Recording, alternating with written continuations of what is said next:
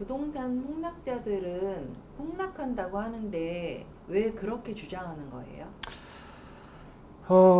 기본적으로 폭락을 주장하는 사람들은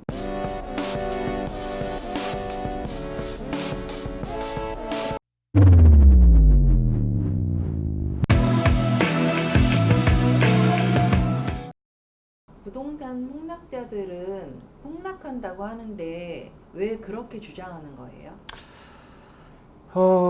기본적으로 폭락을 주장하는 사람들은 아까도 이야기했지만은 우리나라 가구 중에 50%가 무주택자들이에요.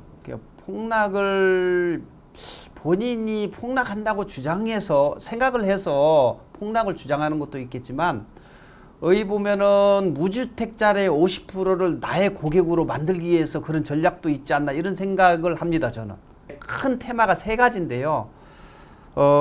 그래프를 보시면 제일 많이 주장한 게 인구가 줄어든다. 그렇기 때문에 앞으로는 집이 많이 필요 없기 때문에 폭락을 할 것이다. 집이 이렇게 주장을 하는데 실질적으로 통계청에서 나온 자료를 보면은 2035년이 돼야만 줄어드는 걸로 되어 있어요. 그러면 지금 2018년을 살고 있는 현실에서 거의 17년 이후에 줄어든다는 이야기거든요. 근데 내년 당장 지금 당장 줄어드는 것처럼 이렇게 이야기를 해요. 그런데 뭐 매스컴에도 많이 그렇게 이야기하니까 일반 대중들도 그렇게 믿는 거예요. 그럼에도 불구하고 우리나라 인구 정책으로 하면은 인구가 줄어드는 걸 방지하기 위해서 이민제부터 시작해서 굉장히 많이 하고 있잖아요. 그래서 쉽게 줄어들지 않고 그 다음에 인구가 좀 줄 수 있지만은 가구 수는 점점 늘어나는 거예요. 그러면은 인구 가구 수는 더 늘어나고 있거든요.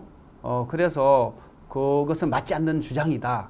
그리고 두 번째는 뭐냐면은 금리 인상론이에요. 금리 인상론. 금리가 인상되면은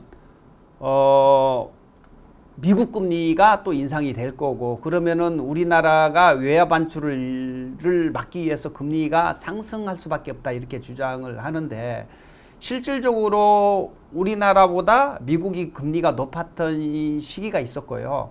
그리고 금리가 인상된다는 것은 경기에 자신이 있기 때문에 금리를 인상을 하는 거거든요.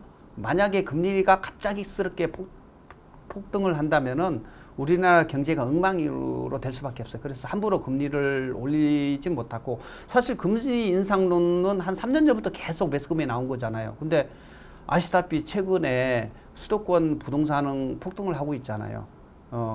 그리고 과거에 보면은 금리가 인상하는 시기에 오히려 부동산이 많이 올랐어요.